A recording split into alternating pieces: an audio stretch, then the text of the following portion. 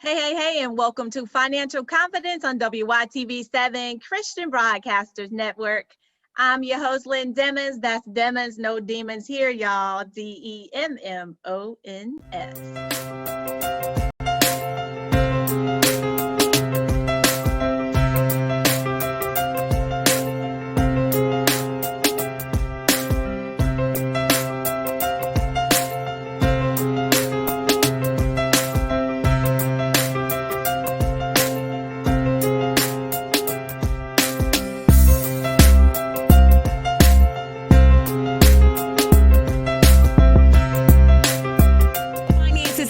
Need a way out? Lynn Demmons is here to help. She's your personal financial rebound coach. Being a wife, mother, and educator, she understands the importance of controlling your finances and building generational wealth. She is here to help you find money you didn't know you had and live life on your terms. Sounds too good to be true? Well, it is true, and it's definitely a good thing. Lynn Demmons of Demmons Enterprise offers one-on-one coaching, group coaching, and radio podcast entitled Financial Confidence God's Way on WYTV7 Christian Broadcasters Network. Lynn Demmons. Thank you so much for tuning in for this episode of Financial Confidence, where we're helping you to make your money, keep your money, and grow your money so you can do those things that you're called to do. That's to build generational wealth and leave an inheritance for your children's children.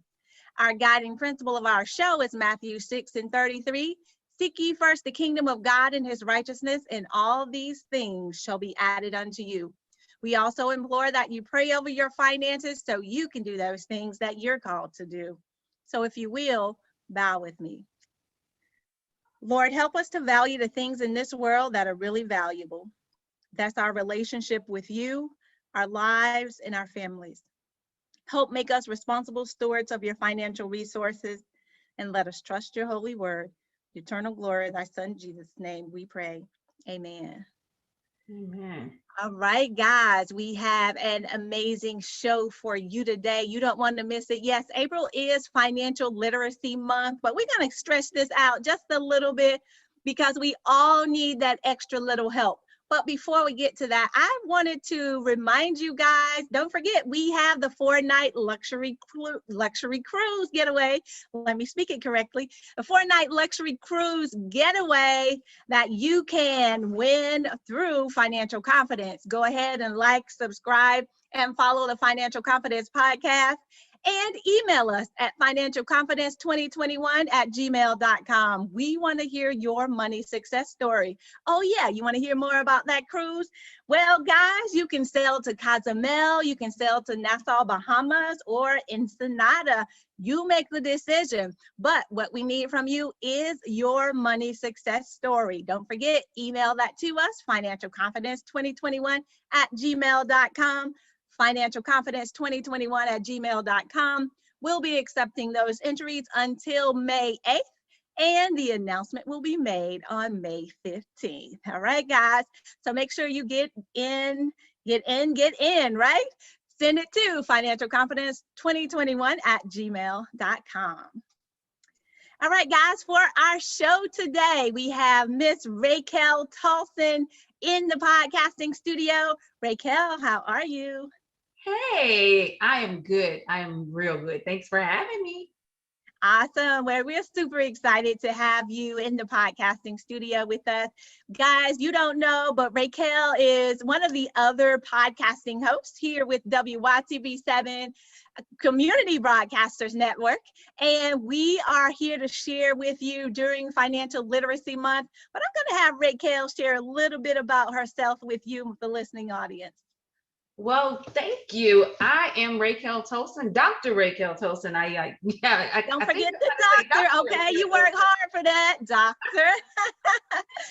I am the host of Blessed, and we, like she said, we are also on WYTV7. And I've only been there. I think this is my second year with the podcast with WYTV7. So we're really excited.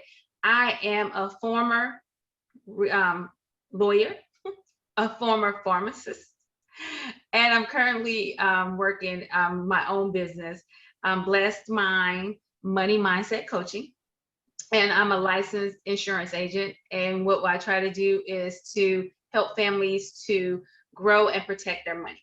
So I am really excited about, financial literacy. The company I work with also is Five Rings Financial, and that is like huge. Financial education is just, a huge part of what we do. And I just, because I'm mine is a more spiritual, I come from a spiritual place. And I think a lot of people have like spiritual strongholds when it comes to money. So we got to get our minds right so we can do our money, get our money right. I don't know if you remember that song was like, got my mind on my money and my money on my mind. Right. Yeah. So you got to have your mindset right to do your money. Seriously, Exactly. right? Exactly. Yeah. I'm excited to talk to everybody about financial literacy today. Awesome. Awesome. So, Raquel, what we want to talk, since you want to share about financial literacy, we want to know a little bit about your money mindset, your relationship with money growing up. So, with that said, what was your first job and what did you do with that first paycheck? You know what? It's really easy for me to answer this question. If anybody knows me, they knew my mother, Ruth Tosin, and she was, she was in charge. She was larger in charge of everything. My first job was at AMC Theaters. Oh, let me tell you, and this is like on side note, I had to buy me some stock at AMC because and that's where I go now. When I want to go to movies, I go to AMC Theaters. Let me stop talking about it because I'm not getting any money for this right now. I'm just like, since I got stock, it works, right? Right.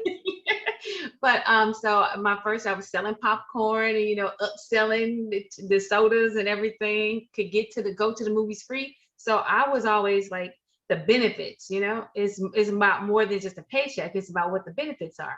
And as a teenager, to get to go to the movie for free, that's a huge benefit, right? Absolutely. Right. So my first check, though, it went to my mother. And the check after that, and the check after that. And you know what? People are like, how you give your mama your check? Because she my mama and she asked for it and she told me to, and I lived with her. So she didn't make me pay rent or anything. But what she did, she gave me an allowance out of my check. Because she didn't trust me. And she was right. Because like most teenagers, I would have spent it on clothes because I wanted to look cute.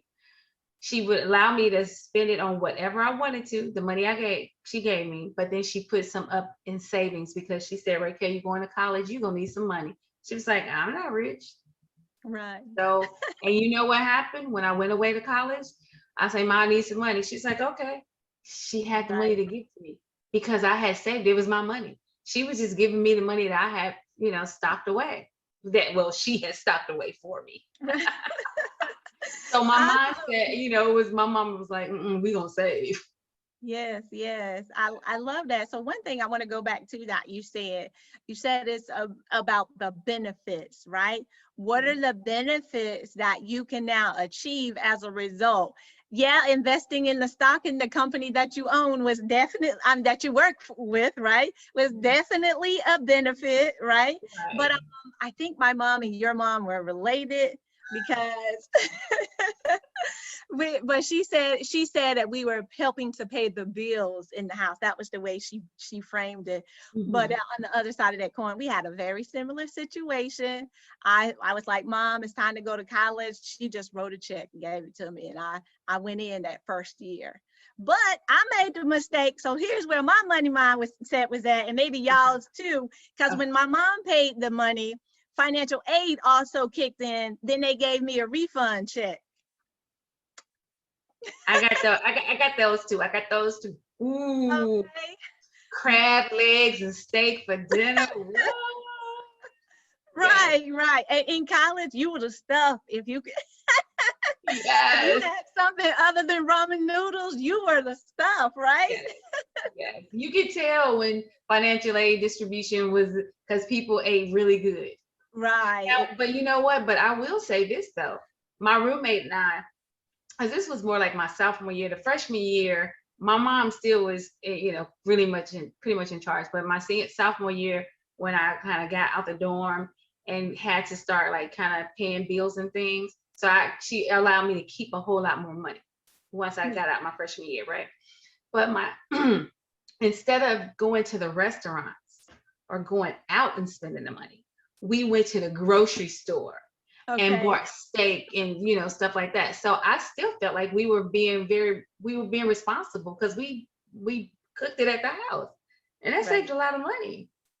Yes, yes, it did. It did. So let's talk about now, how did you get from the point of working at AMC to Mhm. where you are today? Because you said you're a former lawyer, you're a Mhm. former pharmacist, Yeah. right? So you've Right, done right. several different things. Mhm. So help us to get through that process. What is that mindset like? Because to become a doctor in the midst of all of that, that's no small feat, right?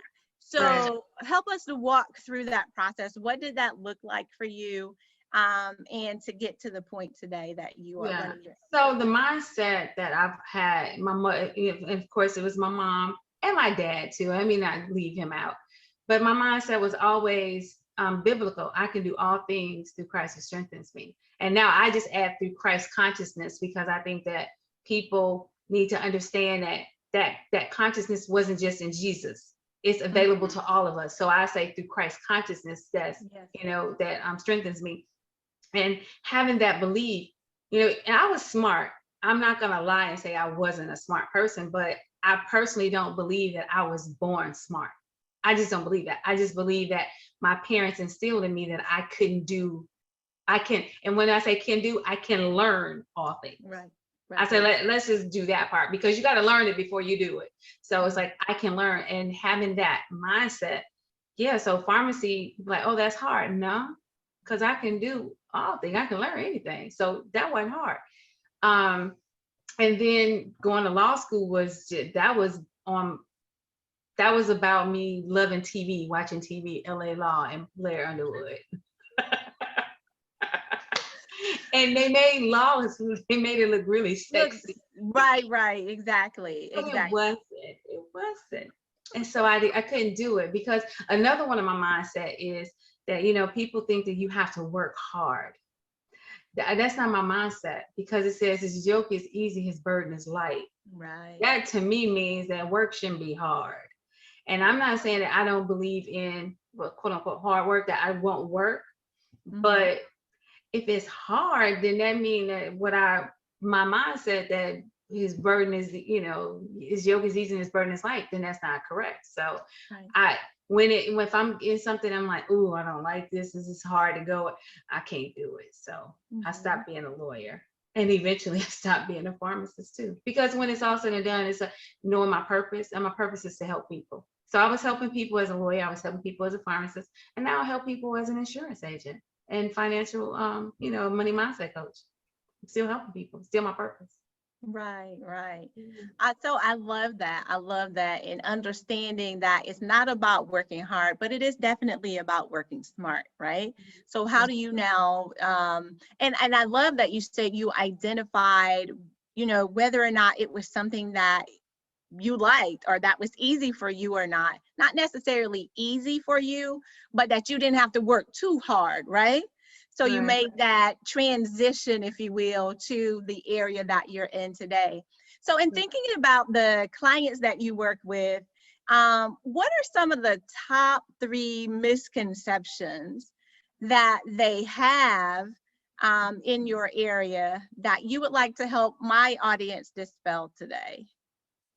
Well, it's really interesting. So I wrote a book a while ago, Why a Church for Poor. Elevate your thoughts and exercise your faith to live an abundant life. Okay. That's the first point. That's like the first thing is, it really is about, when I was saying how, everybody grew up in church, they heard that I can do all things, right? I think, Right. but most people like, oh, I can't do that. Oh, that's too hard. I can't do that. I can't learn. But we just kept saying, I can do all things. So it's like, okay, it's one thing to memorize scripture.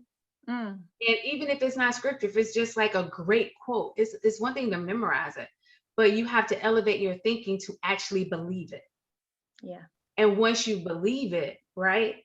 So one of the things with money, people believe that money is the root of all evil. You heard that before? You heard it? Absolutely. Well, first of all, it's a wrong quote. It's the love of money. Exactly. But even that, the love of money, like you have to even take that, because people say, oh, because I enjoy money. So Absolutely. I enjoy what money can do for me, and I was like, but it's having a right relationship with money, and so, but we get stuck in our head, and then the main one that used to get stuck in my head was, it is easier for a camel to go through an eye of a needle than a rich man to get into heaven. Now, if you was raised in church, there is only one goal, and that is to get in heaven. So if you telling me to be rich, I can't get into heaven. So what we do, we hold on to that and we self-sabotage ourselves. So let me spend my money. And then like in good church people, they give it away. They don't spend it. They give it away. They might give it to the church. They'll give it to the needy, but it's still self-sabotage. They don't want to keep it because they don't want to be rich. Because I got to get into heaven. So let me get the money. And then we get preyed upon. I'm not saying all churches. Right. Don't have your people shooting me. They'll sending me. I'm not saying all churches, but there are some people that prey on that. So they like, oh yeah, give to the church, give. And we're giving because we don't want to be rich. But then some of the people that we giving to, they rich. You know what I mean? Right. So that's like one of the mindsets that you got to kind of get people to stop self-sabotaging. And another way we do that is by not budgeting. Because we like, that's such a restriction. No, it's you spending with intention. Stop thinking of a budget as being restriction, but spending with intention. Absolutely. Because if you don't, you self-sabotage. You know, so really getting people to think about that, the self-sabotage. So I think that's two, right? But so, and then the last thing that I really focus on is using an insurance policy to close the wealth gap. Now let's just talk about a regular life insurance policy. If a parent had $250,000 of life insurance on them, right? They passed away, let's say at 70 or 65, however, and they left that $250,000 to their child. Could that not change that situation? That child could buy a home, pay off a home, and property, real estate is a great investment, right? It's great. Is a great thing, wealth, because you can pass it down, right? So just that alone. But do you know how many people don't buy insurance, life insurance? Or they just get enough to bury themselves? And they get the $10,000 policy that they pay a lot of money for. They bury themselves, but then they miss the opportunity. Another reason why it's a great thing, because that family gets it tax-free. Hello, that right there is huge. It is, absolutely tax-free. So you mean to tell me even $100,000, I can get $100,000 tax-free? It's all mine? Where they do that at? With a life insurance policy, but we won't that's a mindset though, that we have to change. And then, so even when people get into that, so now I don't necessarily just sell life insurance. I sell what is called living benefits. It has a living benefit. So you don't have to die to get the money. So all these people last year, they got COVID. So if you had a living benefits policy and you went in the hospital, had to get on all this stuff, some of these people get like $100,000 bill, right? Yeah. But even the person that didn't have $100,000 bill, they didn't go to work. They may have, they may have lost their jobs and stuff. A living benefits policy, when you're that sick, they would have let you accelerate the death benefit, and you could have pulled on that. So you could have got like up to 75% of a life insurance policy. So let's just say if it was $100,000 policy, you could have got $75,000 to help tide your family over. Wouldn't that have been wonderful? And then you wouldn't have had to pull out of your savings, out of your retirement. You wouldn't have had to sell your stocks. Closing the wealth gap. Right. Preserving the finances. And this is what I'm trying to teach people but you have to change your mindset to even think like that. Right? Awesome. Yes, absolutely.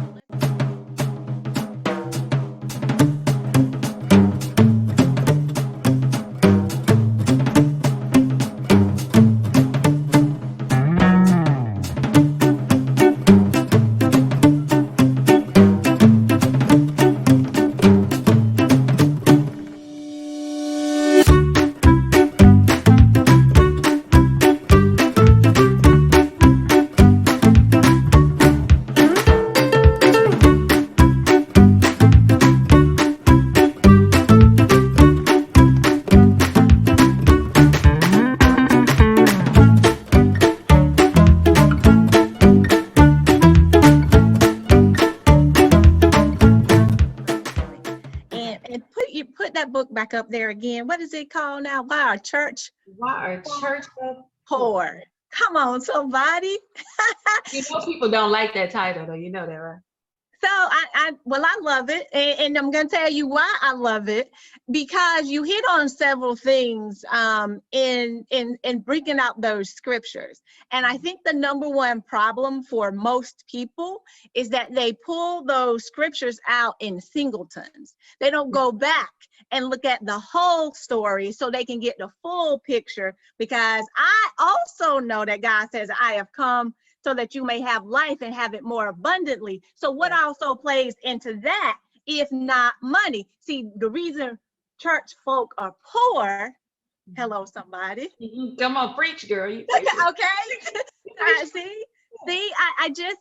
I am thankful, for these types of conversations so that we can begin to shift that mindset, shift that conversation. Yes, tithing is awesome, amazing. Give, right? You give not only in your money, you give in your time, you give in different resources. That's what tithing is. But until we get the whole picture, we miss the boat. And in that case, that wealth gap is going to continue, right? Yes. To be prevalent, to be over this, what they say, 200 years before the minority populations can close the wealth gap between the whites and the blacks, when in actuality, you just gave an example with the life insurance policy that'll help shrink that within 10 to 20 years. Because if they take that life insurance policy, invest it wisely, okay, then 7 years, the rule of 72. I know I'm preaching to the choir. 7 years at that 8% interest. Guess what? You've doubled your money significantly. Yep, significantly. Yeah, girl. Yeah. Let me pull and you know what? And I always say, because a lot of times when Big Mama died, right? That house that Big Mama had. Yeah. They fight over it, first of all, but then they said, because when I was an attorney, I used to do probate, Okay. So you know the whole story. People used to fight over these little houses, right? As opposed to, let's just make sure it stays in the family. Exactly. Who need a house to live in? Who among us in the family need a house to live in? Right. Stop being so selfish. Well, I need my peace. It ain't me. It's the family house. Not your peace. Let's just make sure that the house is paid off, that the insurance and the taxes get paid every year, and whoever needs to live in it, who we can trust to be a good steward over that house. So that means this family always nobody in the family has to be homeless. That's real. So you hit on another point right there. That's another pain point that we talk about on financial confidence. And that's the fact that so many in our communities lose their homes, those family homes, for failure of someone going in and paying the taxes. Someone goes to a tax deed sale or a tax lien sale and scoops it right from under you. Why? Because you didn't pay the taxes. Now you had the fees. You didn't pay the fees and you let it linger. Now someone has come in for a measly $1,000, $2,000 and taken away a family home just because we couldn't get on one accord. Yep, because we couldn't get on one accord. Yep. Because my father and my and his siblings, they had one sibling who used to live right next door to my grandma. Well, his house, I forgot what happened, but so they moved, they gave him the house. Everybody signed over the house to him because everybody else had it. They said, okay, because this is a family home.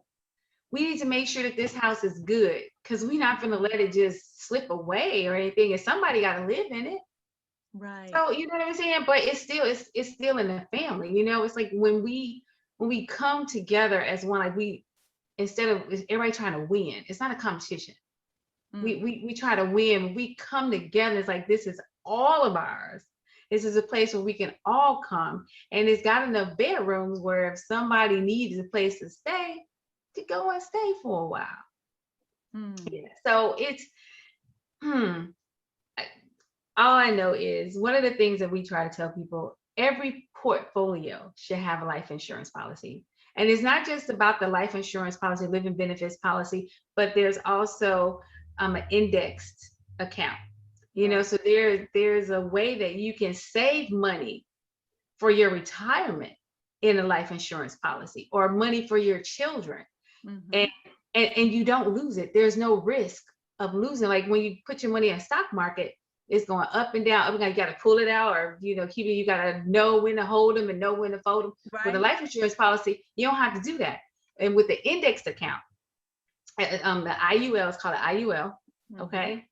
And what that does, when the market goes up, at the end of the year, you get to capitalize off that. But when the market go all the way down, guess what? You don't lose the money. You just stay right where you are. So you don't lose your principal. Now, because there's a floor and you can't lose your money, they're going to put a ceiling on it to make it fair. But the ceiling is usually like 9-10%. Right. And right now at the bank, you getting 0.12%, I think. 0.2. If you're getting that much. If you're getting that much, right? So when you say I can get up to 10% and never lose my money, so that's like for a retirement savings. You don't want to be in a situation where people that had their money back in the day in 2008 and the stock market went down and they lost most of their money and it was time to retire, and they were like, oh, I can't retire because the stock market, I gotta wait till the stock market go back up. So you get these kind of accounts. And so, but just trying to get people to hear, because when they think investment, they only think of stock market. That's not the only place. It's like, don't put all your eggs in one basket. Right. That's just, you don't do that. Diversify. I personally think that you should have some stocks and bonds. You should have some money in the market, but you should have something safe that, and not safe in the bank or safe under the mattress. I'm talking about safe that is still growing, but you can't lose it. Yes. Yeah. So that's very powerful in helping people. Earlier, you were talking about that self-sabotage, and not doing those things is the ultimate way to self-sabotage, not diversifying your portfolio. Because I can tell you in 2008, all of the 401ks and everything else was hit hard. Real estate was hit hard. But guess what? That comeback though. After it started coming back up to 2010, after it started coming back up 2012, after it started coming back up, it was a beautiful thing, right? And it's about positioning yourself to be ready in those situations and not continuing to self-sabotage over and over and over. But how do you get to that point? You have to be educated first and foremost, but education alone gets you nowhere. It's taking the action steps, okay? To get to that next point. So if you don't hear anything else today, make sure you write that down. I will no longer self-sabotage. I will take the steps needed to move to the next. Then you prioritize what that is for you. So your next is different from my next, is different from Raquel's next, right? But if you give as much to your thinking, your mindset around your money, as you give to your church, as you give to your children, as you give to your man or to your woman, whichever, right? If you give just as much to that, think about the difference you can make. We're helping you to make your money, keep your money, and grow your money, guys, so you can do those things that you're called to do. Build generational wealth and leave an inheritance for your children's children. So we get back to the insurance conversation, Raquel. So what would you say then would be the best place to start? Because this is a new conversation for many, and they know, they've heard, people say you need life insurance, or you need this, you need that. And I even had a man tell me one time, he said, you know what, Lynn? I'm going to spend it until the wheels fall off. My kid's not getting anything. What would be your response to that person? Well, and I guess because there's some people that you just can't reach, but if it happened to be somebody that know the Bible, and I'm like, but it says a wise man leaves an inheritance for his children's children. Right. So you want who you want to be. And let me just say this, Lynn. I am not judgmental. Whatever works for you, great. You happy, I'm happy. Okay. But there's an intention You know, if you don't care for then that's fine. If you want to show your love in another way, then that's fine. I'm not going to say that leaving money is the only way to show your love for your family. Absolutely not. But as for me, in my house, I got Right. we're gonna serve. Right. And when I say serve the Lord, I'm not saying that we not doing nothing. This, what I'm saying is we operate in love. Right. That's like our mission is love. So I'm gonna love my child to make sure he has what he needs. And in turn, I'm training him to love his children so they can have what they need. So my son is 26. He just became a teacher for LA Unified. He has a second job with Delta Airlines, and they just gave him a promotion, basically. So now he's working full-time. He's working 2 full-time jobs. Okay. Oh, wow. So and he's at LA Unified. Oh, yeah. Lord have mercy, bless his heart. Okay. So here's the thing. The first thing that I said we had to do was get him a house. Now, I have a house. It's two houses on one property. So I was like, do I really have to have my house or should? So I'm selling the house to him because of the kind of property it is. People would pay us almost $1 million to get this property. Right. So I'm like, no, he can have that. He can have this. You know what I'm saying? So now we start him thinking. So that means with having a mortgage, he's saying, I choose wealth, a generational wealth over partying, because the money that he could pay, that he's paying for this mortgage, he could be out partying, being mad. You see what I'm saying? But it's like his mindset is right. It's like, because it's about generational wealth, because he already has a love for his children that he don't even have yet. Right. I love it. Right. That's 2 snaps. Right. Okay. It's powerful. It's powerful. Yes, and people have to think about it like that, you know?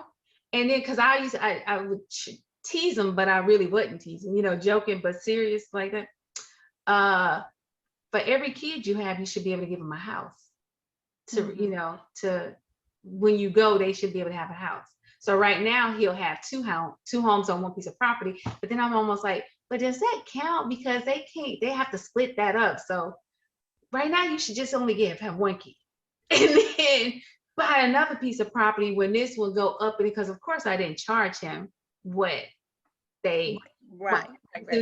So it's gonna grow and he can pull that money out and go buy another property, and he can buy it outside of California. But here's the other thing that people need to know that I found out.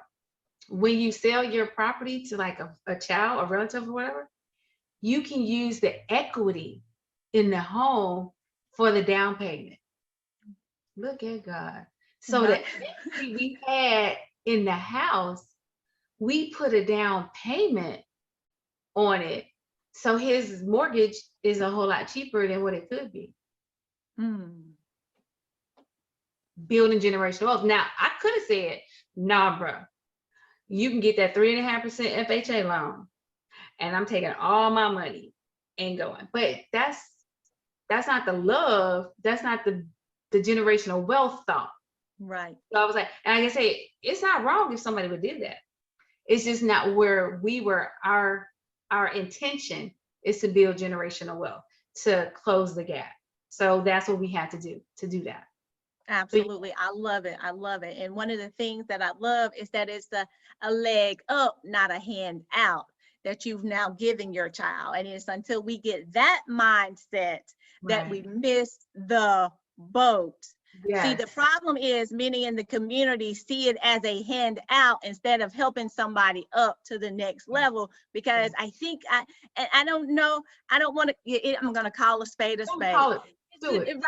It's that spirit of jealousy. If I didn't have it, or if I had to work so hard for it, why am I just going to give it to someone else? So you're not operating in the spirit of love, like Miss Raquel said. Operating in the spirit of love puts your mindset in a completely different place, right?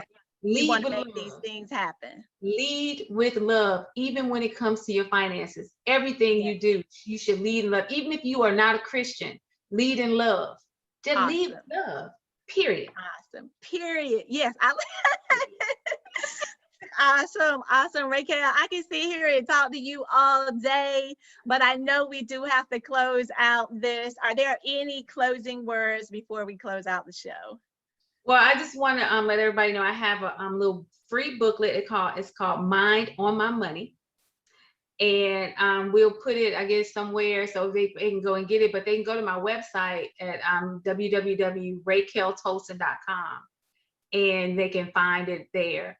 But like seriously, I'm so loving that we connected on WYTV7 because I know that God means for us to help shake some things up and close the wealth gap. Absolutely. And we can only do it through education and talking and sometimes saying stuff that people don't want to hear. They don't. Those courageous conversations is what I call them. So Yes. Raquel, thank you for having a courageous conversation. Guys, mind on my money and my money's on my mind, right? Yes, don't forget to check out her free resource that she has available to you. We'll also be sharing this on our social media as well, so you guys can download that. So look for it on my social media page on Financial Confidence Podcast. We thank you so much for tuning in and sharing with us, Miss Raquel. We definitely have to have you back again. It was fun. I appreciate it. And I am going to put this on Blessed so they can hear it 2 times. Because they Awesome. Awesome. Well, guys, we thank you for tuning in for Financial Confidence here on WYTV7 Christian Broadcasters Network, WYTV7 Community Broadcasters Network. I'm your host, Lynn Demmons. That's Demmons, no demons here, y'all. DEMMONS. We thank you so much. If this has been invaluable to you, head on over to WYTV7.org. Leave a donation so we can continue to do what we're called to do. That's to educate, empower, and encourage you. Guys, my mind's on my money and my money's on my mind. All right. We'll see you guys next week at the same time. Until then, you stay safe. Finances in a rut? Need a way out? Lynn Demmons is here to help. She's your personal financial rebound coach. Being a wife, mother, and educator, she understands the importance of controlling your finances and building generational wealth. She is here to help you find money you didn't know you had and live life on your terms. Sounds too good to be true? Well, it is true, and it's definitely a good thing. Lynn Demmons of Demmons Enterprise offers one-on-one coaching, group coaching, and radio podcasts entitled Financial Confidence God's Way on WYTV7 Christian Broadcasters Network. Lynn Demmons of